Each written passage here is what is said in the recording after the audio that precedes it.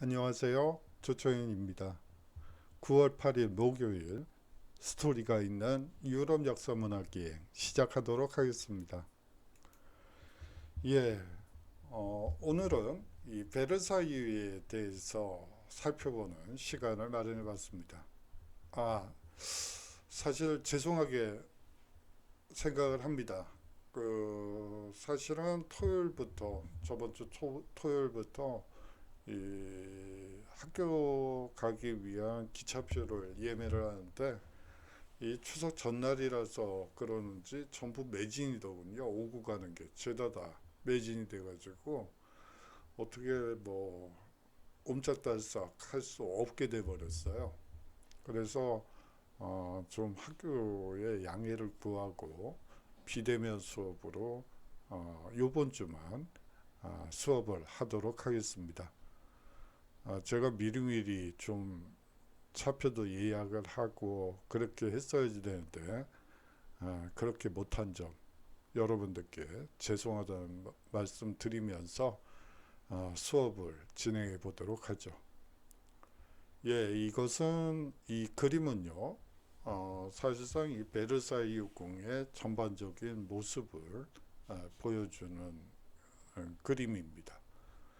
여기 베르사유 궁이 있고요, 정원이 있고 이 숲풀 지역이 있죠. 예, 오늘 강의는요, 이 베르사유 궁을 통해서 이 절대왕정과 바로크 시대를 이해하는 시간을 갖도록 하겠습니다. 이 베르사유 궁과 절대왕정은 뗄 수 없는 불가분의 관계라고 볼 수가 있죠. 베르사유 궁 자체가 절대 왕정을 상징화시킨 것이라고 볼 수가 있습니다. 그런 베르사유, 다시 말하면 절대 왕정의 상징이 프랑스 혁명 이후에 국민의 궁전으로 바뀌게 되죠. 예, 그야말로 요 근래 청와대가 개방이 된 것과 마찬가지로 이 국민의 궁전으로 이 탈바꿈하게 됩니다. 그런데 이 영광의 이 상징이었던 이 베르사유 궁, 절대 왕정의 상징이었던 바로 이 베르사유 궁에서 통일 독일 황제 즉위식이 거행되게 되죠. 예, 영광의 상징이자 굴욕의 상징물로 바뀌게 되는 것이죠. 예, 먼저 절대왕정의 상징 베르사유로 시작하도록 하죠. 1789년 프랑스 대혁명이 발발할 때까지 베르사유는 이른바 이 절대왕정의 권력이 자리 잡은 명실상부한 정치와 통치의 중심지로 기능하게 됩니다. 예, 여기서 이제 절대 왕정을 좀 이해하기 위해서는 과거 중세 시대로 약간 좀 거슬러 올라가서 얘기를 해야지 될 것 같아요. 이 유럽이라는 것은 지방분권적인 뭐 성격을 아주 농후하게 가지고 있었죠. 이 지방 영주들이 재판권도 군사권도 행정권 모든 권력 심지어는 화폐 주조권까지 가지고 있었습니다. 관세권도 가지고 있었어요. 그야말로 이 지방 영주들이 봉건 영주들이 이 하나의 국가를 이루고 있다고 얘기하는 게 맞겠죠. 그런 지방 분권적인 국가를 이제 절대왕정이 하나의 프랑스로 묶어 놓았다고 여러분들이 보시면 되겠죠. 그 와중에 권력의 상징으로서 베르사유가 축조된다고 여러분들이 생각하시면 될 것 같아요. 파리에 비해 루이 14세의 왕권이 돋보이는 설계로 이 궁이 만들어졌다고 볼 수가 있습니다. 지방 분권적인 귀족 세력들이 루이 14세가 주도하는 중앙 정치에 종속되는 결과를 낳게 되죠. 예, 이 궁에 그러한 장치들이 마련이 되는데요. 그것은 수업 중간에 다시 말씀드리도록 하죠. 루이 14세는 사실상 인간과 그뿐만이 아니죠. 자연의 지배자로서 이 베르사유 궁을 설계하게 되죠. 이 베르사유 궁은 크게 궁전과 정원으로 구성되어 있습니다. 이 궁전이 인간에 대한 통치를 위해 건축된 공간이라면 정원은 자연에 대한 지배를 상징하는 공간이라고 볼 수가 있죠. 다시 말하면 이 절대 왕정의 임금인 이 루이 14세는 인간만이 아니라 자연에 대한 이 통치와 지배를 하는 존재로서 신의 대리인으로서 자신을 자리매김하고 또 베르사유 궁을 거기에 걸맞게 지었다고 여러분들이 생각하시면 됩니다. 예, 절대 군주의 모습인데요. 이 루이 14세의 초상화입니다. 그런데 여러분들이 좀 이상하다는 느낌이 들죠? 예, 한번 보실까요? 파마를 하셨네요. 스타킹을 신고, 이게 여러분들이 잘 보이실지 모르겠지만, 이 하이힐이라는 거예요.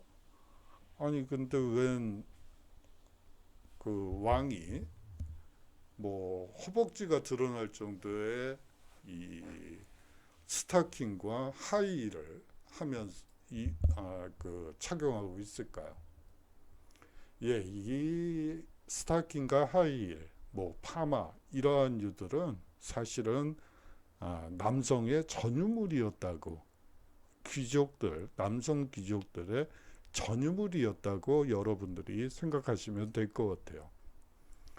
당시 영국 왕의 이 초상화도 보면 대부분 이 왕들은 이 스타킹에 하이힐을 신고 이 파마를 하고 있는 경우가 많죠. 거기다가 망토까지 두르고 있네요. 예, 이러한 것들은 사실은 남성의 전유물이었다가요. 그 이후에 이 여성들이 착용하게 되는 그런 특징을 가지고 있어요.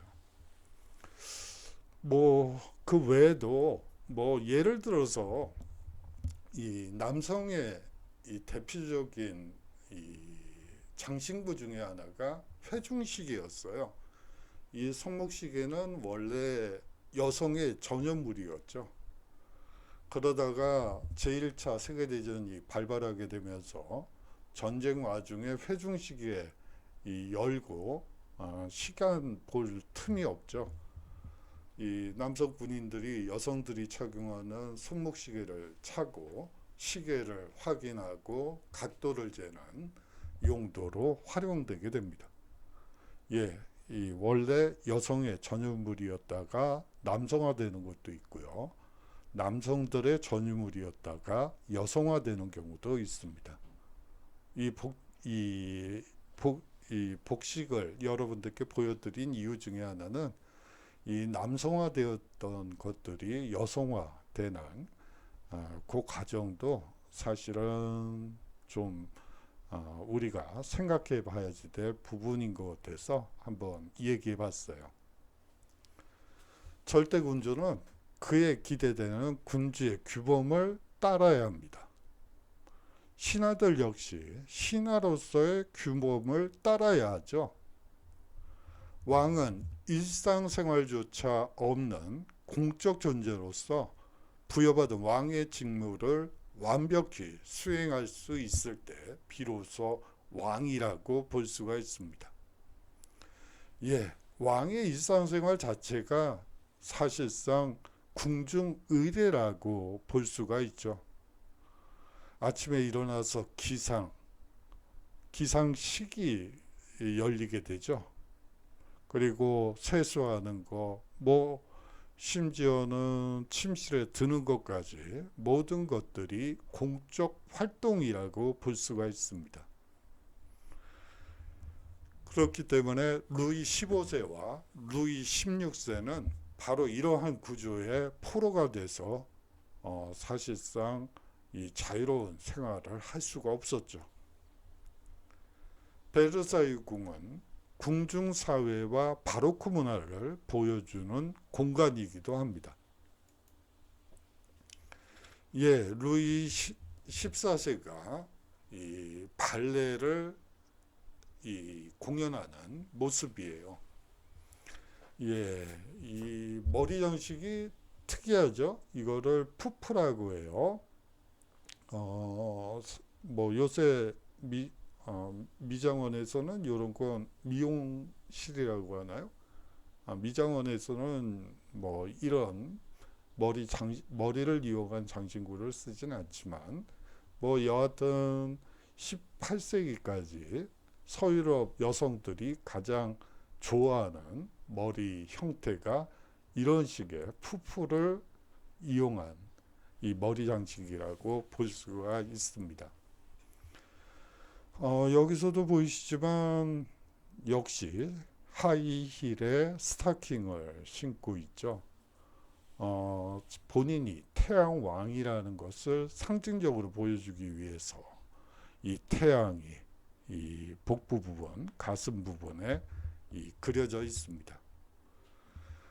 이 발레라는 것은 상당히 이 권위적인, 뭐 지금은 아니에요. 그렇지만 과거에는 이 루이 14세는 이 본인이 이 발레를 워낙 잘 했기 때문에 이 발레 이 동작을 보여주고요.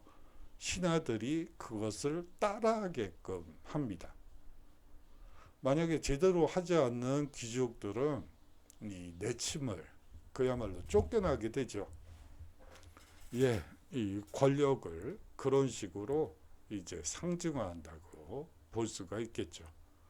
예, 이 발레라는 문화 자체가 상당히 궁중 예술적이고 이 권위적인 측면을 가장 잘 보여주는 것이고, 사실상 뭐 40, 50대 되는 뭐 60대 되는 이 귀족들이 이 10대, 20대 초반에 이 발레리노 이 루이 14세의 이 춤 동작을 똑같이 흉내내기란 어렵겠죠. 예. 여하튼 이 발레라는 것이 처음에 만들어질 때, 물론 이 시대가 전성기긴 해요. 그런데 여하튼 만들어졌을 때 하나의 에피소드로서 이 사진은 항상 나오는 거죠. 예, 다시 베르사유 궁전으로 돌아가도록 하죠. 이 규모 면에서 정원이 훨씬 더 넓기 때문에 궁전이 상대적으로 왜소해 보이는 특징을 가지고 있어요. 여러분들 앞에 이 베르사유 궁을 전체적으로 보여준 단면도가 아니고 이 그림을 보셨는데요. 궁전이 차지하는 비중은 전체 궁에서 거의 10분의 1도 안 될걸요. 그렇습니다. 아울러서 이 궁전과 주변의 부속 건물에 5천여 명 정도 거주가 가능한 빌라가 형성되어 있습니다. 이 왕과 가까이 지내고 싶었던 귀족들에게 이 분양권을, 더 쉽게 얘기해서 왕실 근처에 함께 살아서 왕의 눈에 들기 위해서 이 부속 건물에 대한 분양권을 얻으려는 귀족들이 너무 많아서 궁전의 공간은 늘 부족했죠. 궁중에 새로 진출한 귀족들은 이 조그마한 거처라도 얻기 위해 치열한 경쟁을 벌였습니다. 예, 이 궁전에 들어가기 위해서 왕 근처에 살기 위해서 이 분양권과 관련된 사기 행각도 많았고요. 뭐 얘기거리가 아주 많습니다. 하지만 그런 얘기들을 여기서 할 필요는 없는 것 같아서 뭐 그 정도. 이 절대왕정 하에서는 왕의 눈에 잘 띄기 위해서 궁전 근처 이 옆에 있는 빌라에 이 분양권을 얻기 위해서 귀족들 사이에 많은 경쟁이 있었구나. 이 분양권 그 프리미엄이 엄청났어요. 그야말로 엄청났죠. 그렇습니다. 다음으로 이 국왕을 아련하려는 귀족들을 한번 보도록 하죠. 이 각방마다 옮기면서 행해지는 국왕의 일련의 일과에 대한 의례는 권력을 고정시키기보다는 궁궐 전체를 권력이 역동적으로 전개되는 무대로 만든 것이라고 볼 수가 있습니다. 그야말로 행사장이자 무대라고 보시면 되겠죠. 사실상 그 연출가는 루이 14세였고요. 이 권력이 한 곳에 머물러 있는 것이 아니라 그야말로 궁궐 전체를 이 권력이 역동적으로 전개되는 무대로 만든 것이라고 여러분들이 생각하시면 됩니다. 왕은 자신이 총애하는 정도에 따라 마음대로 귀족들에게 서열을 매기고 다양한 명예와 물질적 혜택을 부여했던 것이죠. 그렇기 때문에 더더욱이나 궁예 그리고 왕과 가까이 있기를 바랬고 그 분양권을 얻기 위한 치열한 경쟁의 양상을 여러분들이 머릿속으로 충분히 상상할 수 있지 않을까 하는 생각이 드네요. 귀족들은 왕에게 더 가깝게 다가설 수 있는 위치를 차지하기 위해 경쟁을 벌이게 됩니다. 왕의 총애가 이 귀족에서 저 귀족으로 이동함에 따라 궁중사회의 권력관계도 변동하기 때문이죠. 왕의 의례가 펼쳐지는 공간의 벽면과 천장은 루이 14세의 업적과 영광을 찬양하는 회화와 조각작품들로 장식되어 있었습니다. 전쟁터에 나가서 루이 14세가 승리한 뒤에 이제 말을 타고 이 부조된 조각상이라고 보시면 됩니다. 국왕의 침실을 한번 볼까요? 현대사회에서 침실이라는 것은 은밀한 곳 혹은 남에게 노출되지 않는 이 폐쇄적인 공간으로 생각을 하시겠지만 이 베르사유 궁의 침실은 이 모든 것이 시작되는 이 출발점이라고 볼 수가 있습니다. 베르사유 궁전에서 가장 중요한 장소는 왕의 침실과 거울의 방이라고 할 수가 있죠. 루이 14세는 동쪽을 바라보며 기상하고 서쪽으로 머리를 뉘었습니다. 내밀한 사적 공간이 아닌 공개적인 장소라고 보는 게 맞겠죠. 내밀한 사적 공간이 아니라 그야말로 공개적인 장소라고 보는 게 더 정확합니다. 왜냐하면요, 이 대신들이 참석한 가운데 루이 14세의 기상의식과 환복의식이 거행되기 때문이죠. 왕의 침실과 거울의 방에서 왕은 베르사유 궁 전체를 감시할 수도 있었습니다. 왕은 동쪽의 정문에서 오가는 모든 사람들의 동선을 파악할 수 있었죠. 그 침실에서 사실상 이 동쪽 정문에서 드나드는 모든 사람들의 동선을 파악할 수 있었습니다. 그리고 아울러서 베르사유 전체를 굽어볼 수도 있는 위치에 바로 왕의 침실이 놓여 있었던 것이죠. 예, 다음으로 거울의 방을 한번 보도록 하죠. 예, 거울의 방에서 18세기에, 17세기죠. 17세기에 있었던 무도의 그림이 있어서 한번 가지고 와봤어요. 현대 이 거울의 방의 모습이고요. 이 침실 뒤쪽으로 길게 뻗은 회랑인 거울의 방은요, 북측 건물과 남측 건물을 연결하는 유일한 통로입니다. 그렇기 때문에 늘 왕의 시야의 안에 들어오는 공간이라고 볼 수가 있죠. 앞에서도 얘기했지만 베르사유 궁은 루이 14세 왕권의 전시실이자 연극 무대라고 볼 수가 있죠. 신의 대리인을 자처하는 루이 14세의 인간 세계에 대한 통치를 상징적으로 구현한 공간이라고도 말할 수 있습니다. 거기에 비해서 정원은 자연에 대한 지배를 상징적으로 보여주고 있죠.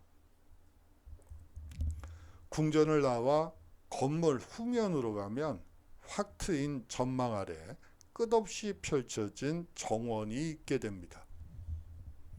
먼저 레토나의 분수를 중심으로 원뿔과 굴을 비롯해 각종 기하학적인 모양으로 손질된 다양한 나무들이 질서정연하게 자리 잡고 있죠. 마치 군인들처럼 아주 질서정연하게 놓여 있다고 볼 수 있습니다.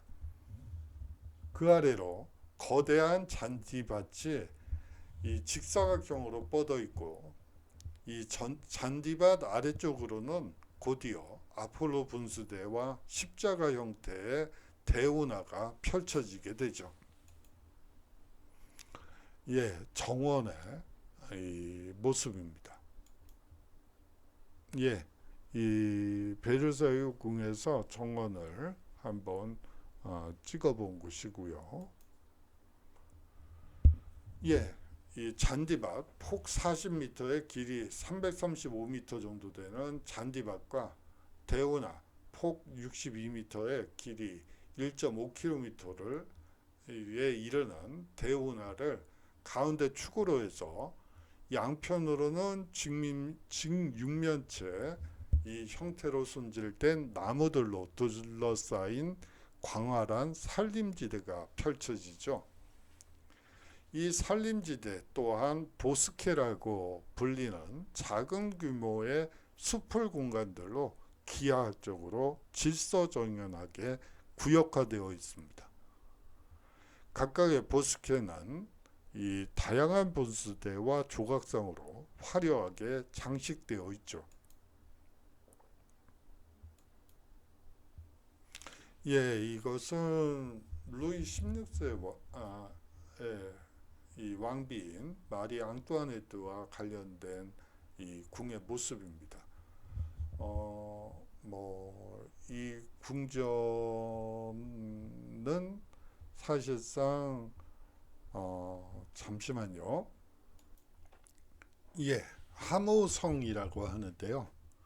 이 성은 마리 앙뚜아네트가 사실은 이 프랑스 혁명의 발단이라고 얘기할 때 이 국가 재정을 낭비한 이 궁을 만들었다고 얘기를 하는데, 바로 그 성이라고 볼 수가 있습니다. 근데 여러분도 보시면 어때요? 뭐 화려한 궁의 모습은 아니죠. 예, 화려한 궁의 모습은 아니고, 여기에 각각의 이 방들이 있는데, 이 방들을 이 당시에는 결혼을 하기 위해서는 이 남성들은 초가집이라도 마련해야지 되고, 이 여성들은 혼수를 스스로 장만해야만 했었죠. 그렇기 때문에 결혼 연령이 상당히 늦어지는 특징을 가지고 있고요. 한 35세 정도에 보통 결혼을 해서 하고 또 독신자의 비율이 상당히 높다는 특징을 가지고 있어요. 또 한 가지 말씀드리고 싶으면 이 당시에는 한 6살 정도 되면 그야말로 이 경제적 독립을 이룬다고 볼 수가 있죠. 뭐 하인으로 간다던가 아니면 직인으로 도제로 간다거나 뭐 그런 식으로 해서 이 경제적 독립을 이루게 됩니다. 근데 여하튼 뭐 마리 앙뚜아네트 같은 경우에는 이 성에 이 각 호실마다 이 결혼하지 못한 독신 여성 남성들에게 이 혼수를 마련해주고 집을 뭐 여기다 하나씩 주는 그런 식의 일도 하죠. 그런데 이제 뭐 사실은 오해가 오해를 낳고 뭐 그렇게 되면서 이것이 마치 화려한 궁전이었던 것이냐 이 비화가 돼서 나중에 문제가 되기도 합니다만 여하튼 이 성이 만들어졌을 때 또 뭐 그런 일도 그러니까 이 가난한 독신 남녀들을 이 결합시켜주는 역할도 했었던 것도 기억할 필요가 있죠. 이 모든 것에는 또 너무 이 단점만 드러내는 것도 문제인 것 같아요. 모든 사회적 현상에는 빛과 그림자가 있게 마련입니다. 근데 너무 빛만 강조한다거나 혹은 어둠만, 그림자만 강조하는 사람들이 있는데요. 그거는 사실은 별로 좋은 이 말하기 방식은 아닌 것 같습니다. 양쪽을 다 조율하고 최종적으로 가장 좋은 게 무엇인가를 찾는 게 가장 중요하지 않을까 하는 개인적인 생각이 드네요. 예, 궁전에서 바라본 정원으로 다시 돌아가도록 하죠. 루이 14세가 하늘과 땅, 물, 초목을 한눈에 조망할 수 있게 됩니다. 이 대운하에서 바라본 풍경은 모든 것이 베르사유 궁전 중앙으로 향하고 있어 모든 초점이 왕궁으로 모이는 듯한 인상을 주게 되죠. 마치 열병식에서 이 군인들의 모습과 이 마찬가지 모습이라고 생각하시면 될 것 같아요. 이 베르사유 정원에 대한 루이 14세의 애정이 너무나 깊어서 손수 베르사유 정원 관람 방법을 집필하기까지 하죠. 예, 다음으로 궁중사회를 한번 보도록 하죠. 베르사유 궁전에서 이루어지는 모든 활동은 루이 14세를 중심으로 이루어지게 되죠.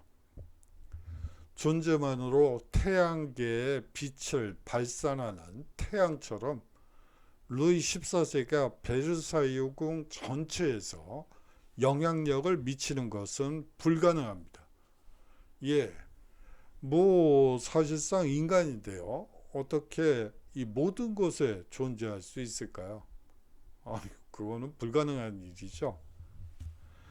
그렇기 때문에 모든 곳에 존재하지 않으면서도 모든 곳에 영향을 미치는 방법은 무엇일까요?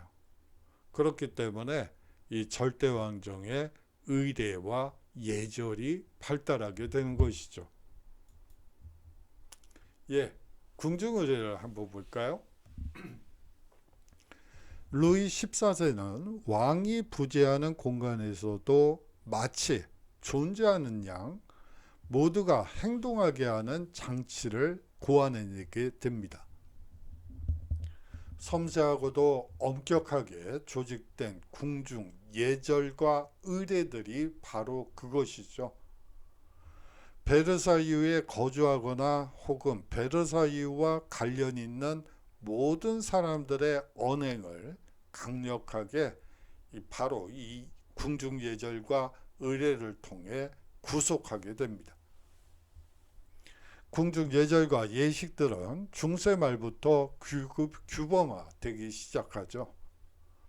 이 루이 14세는 산만하고 불규칙적인 여러 관행들을 일괄적으로 종합하고 정리해 엄격하게 적용되는 체계로 규범화했다고 볼 수가 있겠죠. 예, 궁중의례는 나름의 중요성을 가지고 있는데요. 베르사유 궁중 귀족들에게 서열 관계를 온몸으로 체득하게 하는 것이 바로 이 궁중 예절과 예식들이라고 볼 수가 있습니다. 태양계와 다르게 궁중 사회에서는 왕만 빼고 모든 위성은 같은 궤도를 돌지 않죠. 절대 왕정의 주위를 도는 위성은 태양인 루이 14세의 총의 정도에 따라 끊임없이 궤도가 변경된다고 볼 수가 있죠. 태양왕의 몸짓과 표정, 말투와 어법에 따라 미묘하고 복잡한 위계 질서가 매번 달라진다고 볼 수가 있습니다. 예, 아까 초반부에 이 왕궁 안에 있는 빌라 조그만 거 한 군데 이 방 한 칸이라도 구하기 위한 이 귀족들의 이 분양권, 이 사기 사건을 비롯해서 여러 이야기들을 한 적이 있습니다. 예, 그 주위에 얼굴을 잘 비치기 위해서 그런 것이죠. 이 태양왕의 몸짓과 표정, 말투와 어법에 따라 미묘하고 이 복잡한 위계 질서가 매번 달라진다고 할 수가 있겠죠. 그렇게 되면서 귀족들 간에 끊임없는 경쟁이 이루어지게 됩니다. 왕의 총애를 얻기 위한 치열한 경쟁에 뒤이어 그 자리를 유지하기 위해서도 엄청난 경쟁이 일어나게 되죠.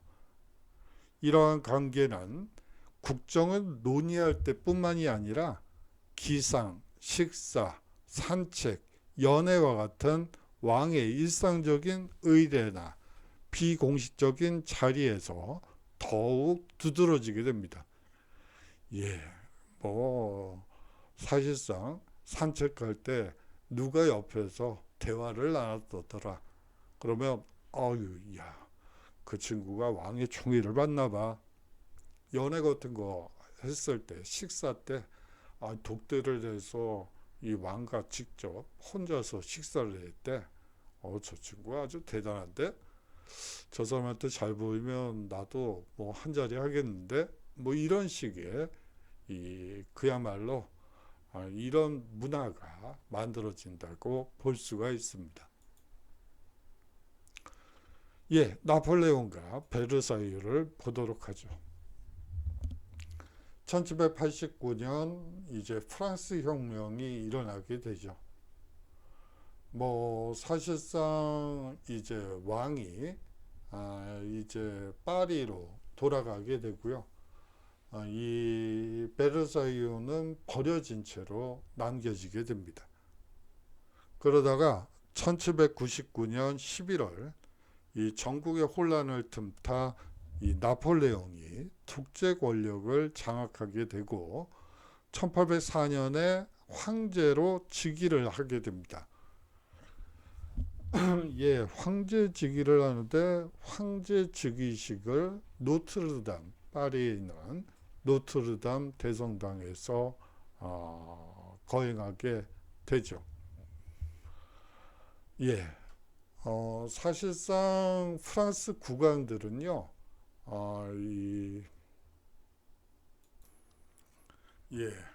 그 행스 대성당에서 열리게 되는데요. 행스는 프랑스의 북동부 지역에 있는 지역이고 항상 국왕들은 거기서 반드시 즉위식을 거행하게 됩니다. 근데 이 나폴레옹은요, 스스로 황제를 칭했기 때문에 행스에 가서 이 왕즉위식이 열린 그곳에서 이 황제가 된다는 것은 자존심이 상하는 일이죠. 그래서 파리의 노트르담 대성당에서 황제 즉위식을 거행합니다. 이 왕들의 즉위식이 열리게 되면요, 뭐 전염병을 갖거나 질병을 가지고 있는 사람들이 그 주위에 모이게 되고요. 이 즉위식을 거행한 왕이 이제 손을 머리에 얹어주면 그 병이 깨끗이 나았다고 해요. 아주 전설적인, 뭐 전설의 고향에서나 나올 법한 그런 얘기들인데요. 어떻게 보면 이 기대와 믿음이 이 병을 고쳤는지도 모르겠어요. 근데 여하튼 그런 의례들이 그 환자들에게 이 환자의 병을 고치는 의례가 이 왕의 즉위식이 끝나면 프랑스 대성당에서 왕의 즉위식이 끝나면 이 거행되는 특징을 가지고 있고, 이것은 프랑스 혁명 이후에 복고 왕정이 들어선 이후에도 이 왕들은 뭐 물론 2명의 왕밖에 없지만 이 왕들은 행스에 직접 가서 거기서 왕이 즉위식을 거행하게 됩니다. 이 1806년부터 이 나폴레옹 황궁으로 보수 및 개조가 이루어지고요. 그 뒤에 7월 혁명이 이제 일어나게 되는데, 이 베르사유 궁은 이 프랑스 역사박물관으로 변모하게 되죠. 프랑스 이 역사박물관으로 개조된 이후에 루이 필립 7월 왕정 이 황제가 왕이 이 프랑스 역사박물관 개관식에 참석하는 모습입니다. 1815년 베르사유 궁이 부르봉 복고 왕조의 보수 공사 대상 1호가 되죠. 1830년 7월 혁명과 더불어 새로운 전환기를 맞이하게 됩니다. 혁명을 지지했던 부르봉 왕조 반개 혈통의 루이 필립 1세가 시민의 왕으로서 베르사유를 왕궁이 아닌 박물관으로 개조하고 시민에게 개방했던 것이죠. 절대 왕정은 프랑스의 국왕이었죠. 그런데 이 1830년 7월 혁명으로 등장하게 되는 루이 필립 1세는 시민의 왕이라는 칭호를 스스로 매기게 되죠. 그렇게 되면서 이 베르사유 궁을 그야말로 시민에게 전면 개방하게 됩니다. 개방된 이 베르사유 궁에 이제 시민들이 개를 산책시키기도 하고 여유롭게 이 휴가를 보내는 노는 모습이 있는 그림이 있어서 한번 가지고 와봤습니다. 루이 필립 1세는 프랑스에서는 두 흐름이 승화되어 하나의 국민이 되어야 하고요. 또 그 자신이 구체제와 혁명을 모두 구현하고 있다고 믿었습니다. 베르사유는 그가 생각하는 이상적인 국민 형성의 기념 공간으로 활용되게 되죠. 1837년부터는 프랑스 역사박물관으로 개조되게 됩니다. 하지만 이 베르사유 궁은 굴곡진 역사의 순간들도 많이 간직하고 있죠. 1848년 2월 혁명과 제2공화정 그리고 나폴레옹 3세의 쿠데타와 이 제2제정을 거친 후 베르사유는 19세기 말부터 20세기 초에 치욕과 불행, 복수의 순간들을 경험하게 되죠. 1870년 보불전쟁 이후 이거를 저희 때는 보불전쟁이라고 배웠는데요. 요 근래는 프랑스 프로이센 전쟁이라고 프로이센 프랑스 전쟁이라고 흔히들 얘기를 합니다. 바꾸죠. 프로이센 프랑스 전쟁 이후 거울의 방에서 통일 독일의 선포식이 거행되고 통일 독일 제국 황제의 즉위식이 거행되기도 합니다. 프랑스인들은 이날을 아주 그야말로 치욕의 날로 기억하고 있죠. 이분이 비스마르크고요. 이 독일 황제의 즉위식을 보여주는 이 그림입니다. 이게 거울의 방이고요.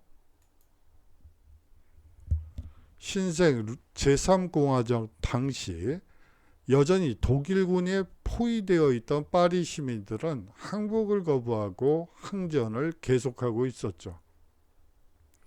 독일군과 제3공화정 군대에 맞서 파리 꼬민이 결성되게 됩니다. 당시 행정부 수반이었던 아돌프 띠에르는 이 베르사유로 군 정부를 이전하기도 하죠. 그럴 수밖에 없는 게 파리가 독일군에 의해 포위된 상태에서 여기서는 같이 맞서 싸운 것처럼 되어 있지만 독일군은 포위하고 있고요. 이 제3공화정 군대와 파리 꼬민이 이 포위된 안에서 내전을 벌이고 있는 거예요. 황당하죠? 적이 포위를 하고 있는데 안에서 내전을 벌이고 있다고요? 안 되는 나라들은 반드시 이렇게 되겠지. 이런 모습을 보일 수밖에 없죠. 적이 코앞에 있는데 함께 맞서서 함께 손을 잡고 맞서 싸워야지 되는데 그게 아니고 독일군이 포위를 하고 그 안에서 이 내전이 발발한 것이라고 볼 수가 있죠. 그러다 보니까 파리가 전쟁터가 돼버리니까 당연히 이 베르사유로 정부를 이전할 수밖에 없었죠.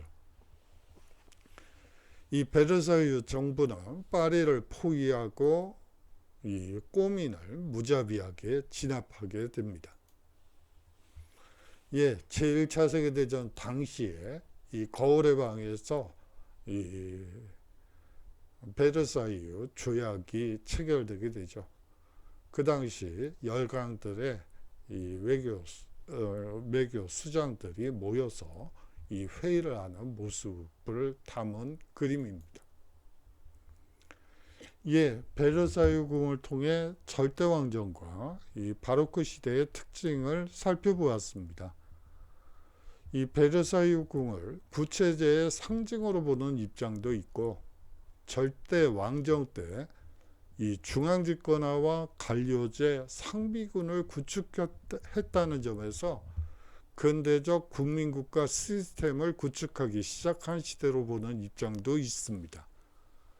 이 구체제로 보는 건 그야말로 그 악의 축이죠.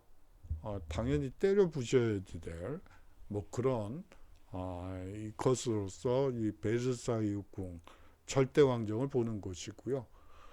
이 두 번째 입장은 사실상 절대왕정을 국민국가 시스템을 구축하기 시작한 어떻게 보면 진보적인 것으로 보는 입장이라고 볼 수가 있습니다.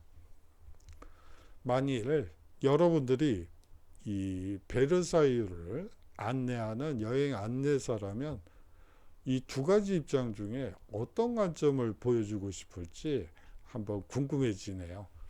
사실은 이거를 과제로 내고 싶긴 한데 뭐 이제 비대면 수업은 더 이상 없을 거니까 요번엔 정말 죄송합니다.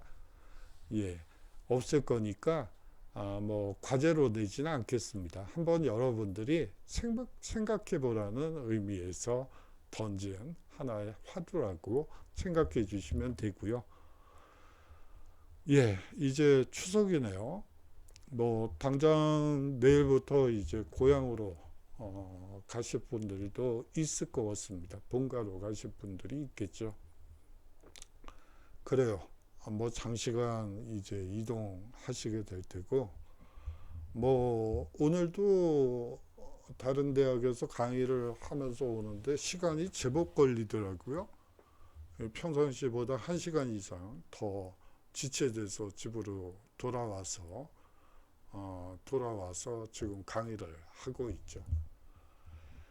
예, 어, 오늘 사실 수업 시간에 만나서 수업을 판서를 하면서 좀 수업을 했어야지 여러분들께 잘 설명을 할 수가 있었는데 이 PPT를 가지고 하기는 좀 버겁네요. 좀 이상하네요.